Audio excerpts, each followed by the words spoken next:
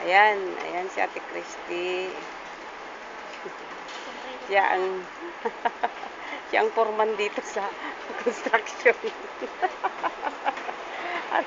Harap ka nga, Ate Christy, parang ang ganda. Ayan. Umarap ka at para makita.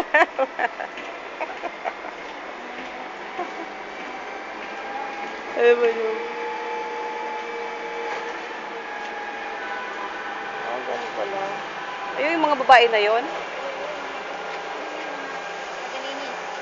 Tagalinis. 8,000 yan ang sahod. 8,000 ang sahod. 8 hours? Wala nang overtime yan. Meron. Pag nag-overtime sila, 80 per hour. 80 per hour? Okay na ano. Maganda na eh. Hmm. Ang OT nila, 80 per hour. 400 sa atin.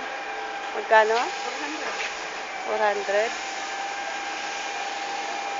Ilapit at mukha mo. Ito yung foreman dito sa ano, si Ate Christy.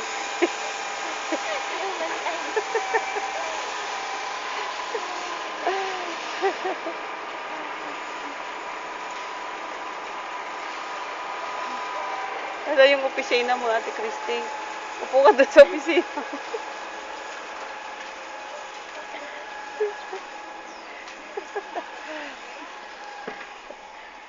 Ayan. Ayan ang opisina ni Ate Christy. Yan. Yan o. Ganda ni Ate Christy o.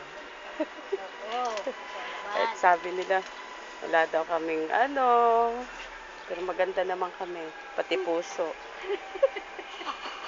Bakit narinig ka ba dyan? Ay, yung opisina ni Ate Christy. Ito lang.